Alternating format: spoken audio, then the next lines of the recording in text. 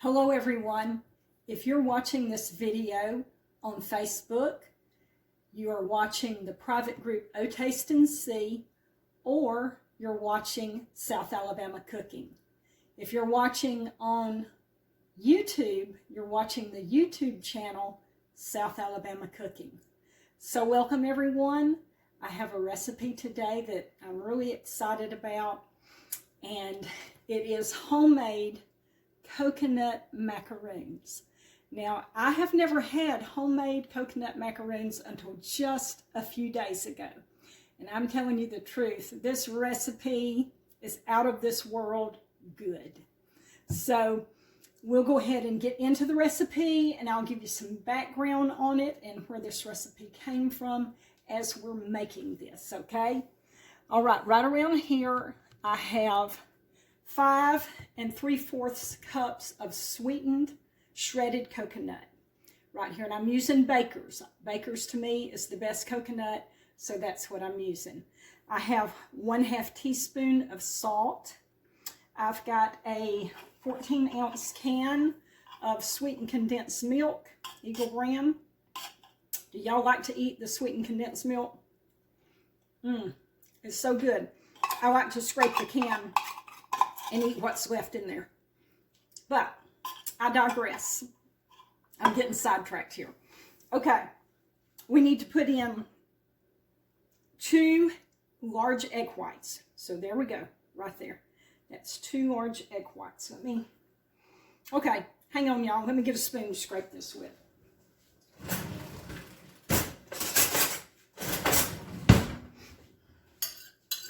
Get all of that out of there.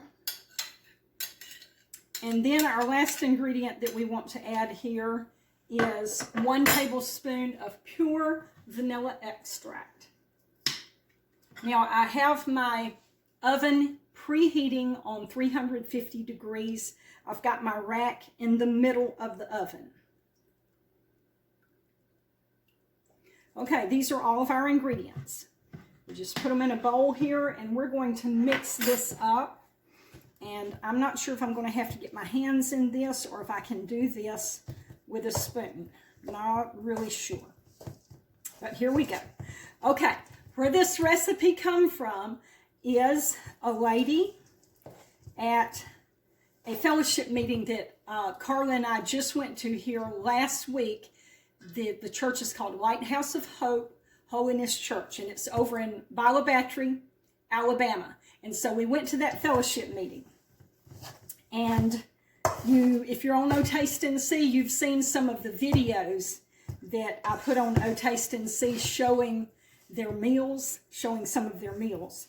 And they have fabulous meals. I mean, they put on such a good meeting. It's a good spiritual meeting. And they just have the best of food there. They just really try to have excellent food, and so it's very good and impressive. And they have a dessert table. Sometimes they have 2 dessert tables, and if you look at those videos on O Taste and See, you'll see some of their dessert tables on there, and they're so beautiful. One day they had pies. Another day they had cakes. And so anyway, I was looking at the dessert table while I was waiting on the line to die down a little bit. I thought, well, I'll just go look at the dessert table. I'll see what they got there, because I know from past experience that they have some really good desserts. So I just thought, I'll check that out, while I'm waiting on the line to die down. So when I went around there, I saw these macaroons, and I was like, wow, that looks like homemade coconut macaroons. I've never had homemade coconut macaroons, so that caught my interest. And so I just went ahead and got me one and thought, well, I'll just eat one, while I'm waiting for the line. And so I did. I tasted it, and I'm telling you, it was just so good. So anyway, I was so impressed. I was totally impressed with these macaroons. So I started asking around trying to find out who had made the macaroons.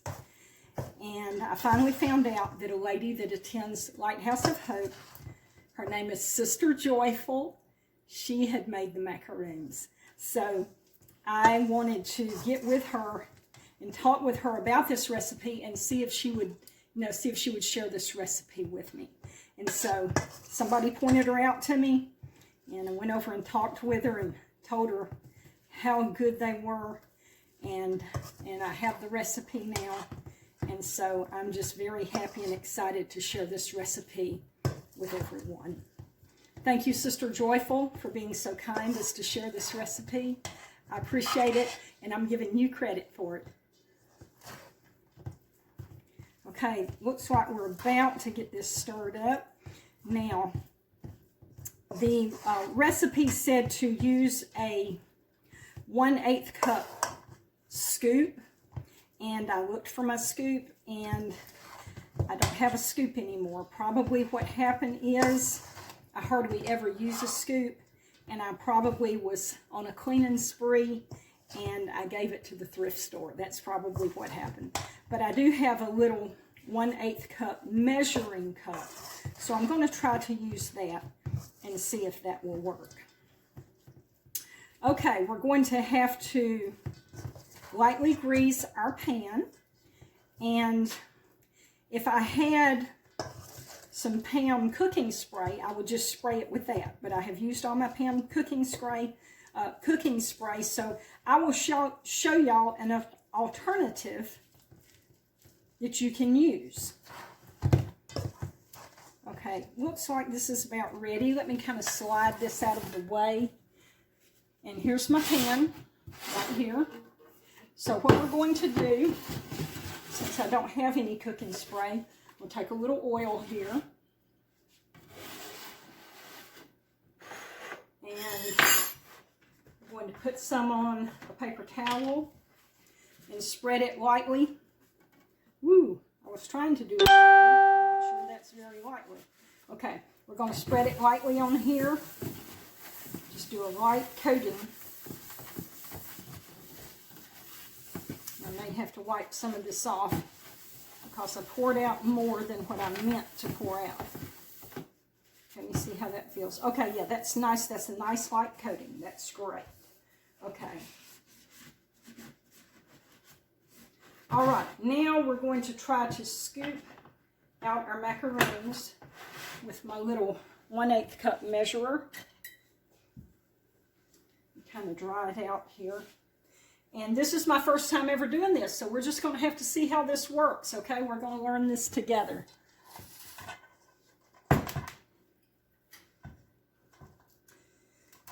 And we're supposed to bake them for 16 to 18 minutes. Okay, let's see if this will come out of here. Or am I going to have to spoon it out of here? I may have to spoon it out. Okay, let me get me a little spoon.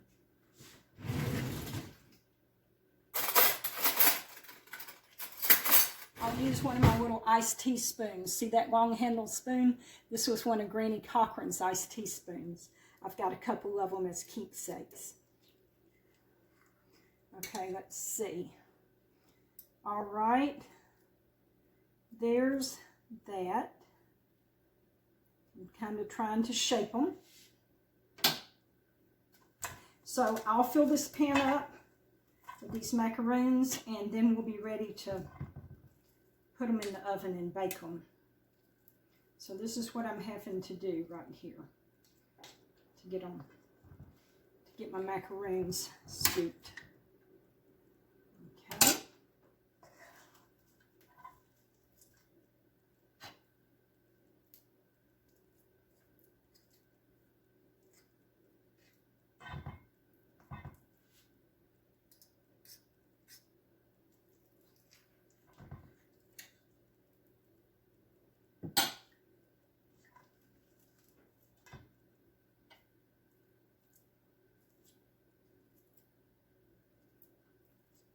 Now my sister Stephanie, she doesn't like coconut. But I declare, I believe if she tried these, she would like them. They're so good.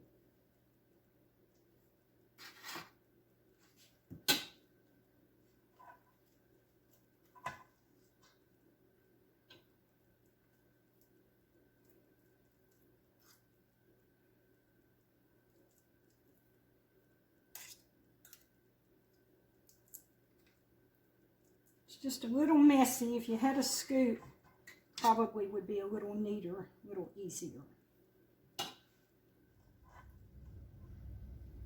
All right, I've got our macaroons scooped out here. Let me bring it up here where you can see it. There you go. And I had to take my fingers and kind of shape them and kind of push the coconut together where it was trying to come apart. Okay, we're going to turn around to the double ovens. And we're going to cook these for 16 to 18 minutes.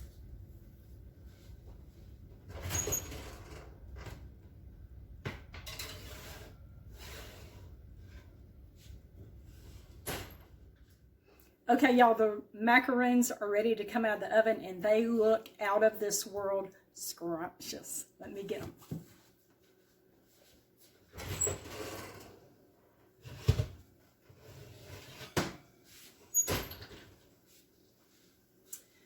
I browned them a little bit because Carla and I, we like ours to be a little brown. So that's what they look like right there. Let me set them right over here. And we're going to let them cool down. Here they are right here. We're going to let them cool down. That is, if I can keep Carla away from them. I was going to say, we can't test them? I mean, they may taste, we may like them better warm. Who knows? But we'll let these cool down and we'll get them off the cookie sheet here in just a minute. Okay, so I've got the macaroons off the pan. Here's some of them right here, and I want to tell you just a few things that I have learned from baking this first batch of macaroons. First of all, when you take the pan out, and I told you I was going to let the macaroons cool, don't let them cool very long, maybe just a minute or two, because I let them cool too long and they stuck to the pan, and I had a hard time getting them up. So that's one thing that I learned. And also the directions said that you could put a piece of parchment paper in your pan and cook them on the parchment paper. So that may be a better alternative than just cooking them on the pan. All right, the second thing is that I cooked them to where that they're dark because I like them to be, you know, a little crunchy or whatever. But this is too dark. So I wanted to let you know that. And what it does, if you cook them too dark, what it does is that it takes away from the flavor. They're not as flavorful, they're not as moist, they're a little more dry. So those are two little tips that I wanted to tell you. And then we're going to go on and bake another batch and not cook them quite as long. But they are definitely edible. Oh yes, they're still edible. There's no doubt about that. Okay, onward and upward. All right, y'all, we are back. I have my second batch of cookies right here, ready to go in the oven, and I forgot to show me dipping them out on the pan, but I have a couple of things I want to tell you. So this is actually 2 days later from the first batch of macaroons that I cooked. I didn't have time to cook them all in that first day, so I've learned a few things. Hang on. Okay. One thing is I actually have a piece of parchment paper in the pan this time to see if that works better. And this parchment paper says on it, where does it say it? Non-stick. There we go, non-stick. So the cookies are not supposed to stick to this parchment paper. So let's hope that that's true. The second thing is I went to the store and I bought me a little scoop right here, and that made it a whole lot easier to just scoop out these macaroons with this little scoop. And I'm very proud of this little scoop because it can be used right-handed or it can be used left-handed, so you just squeeze it. And I am left-handed, so this is very convenient for me because I've worked in the cafeterias, the school cafeterias before, and they have the scoops that have, you know, the little lever thing that you have to mash with your thumb. And if you're using it right-handed, well, the lever's right here for your thumb. But if you turn it around to use it left-handed, the lever's down here. So this is very convenient. You just squeeze it. So I'm happy with that. That worked well. And I found out something about the macaroons. I stored the cooked macaroons in this little storage container here. Put a little piece of wax paper in there, set them on there, sealed them up, and I stored them in here. In 24 hours later, I got some out and tasted them, and they were delicious. They softened up, and they were very moist and flavorful. So they just needed to sit for a little while. Okay, let's get these in the oven.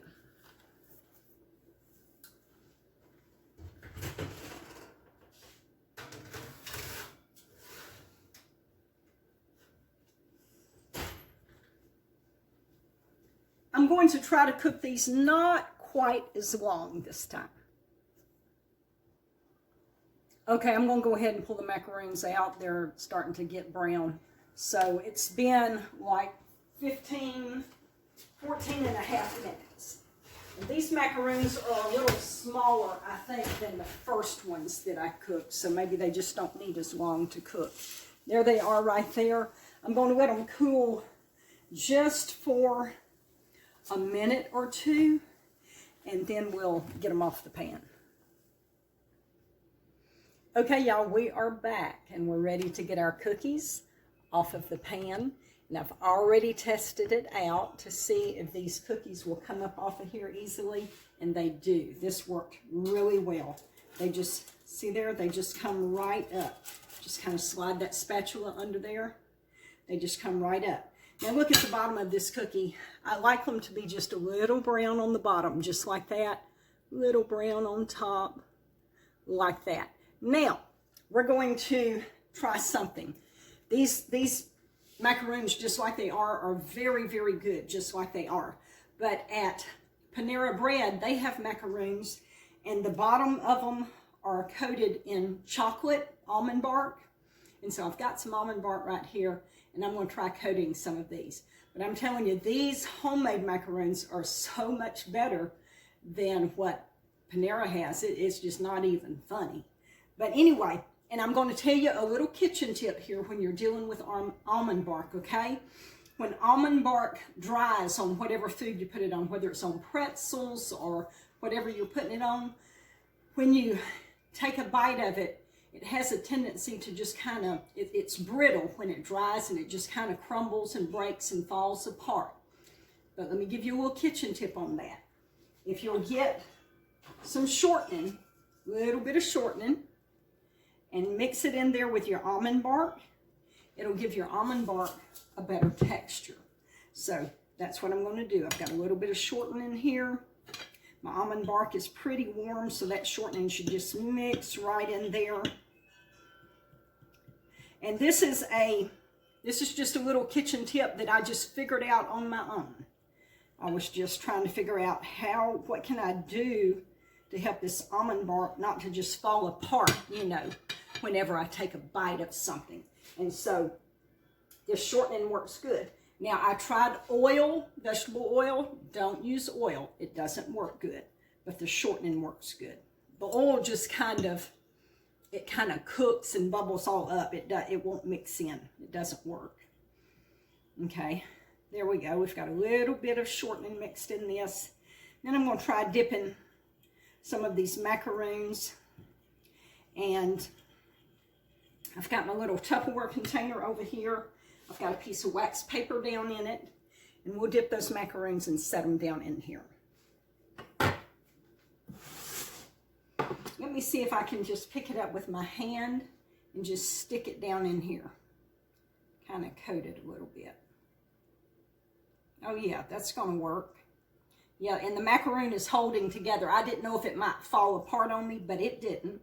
So it's holding together. See, that's what it looks like right there. And I'm going to set it on that wax paper, and that will keep it from sticking, and the chocolate will dry.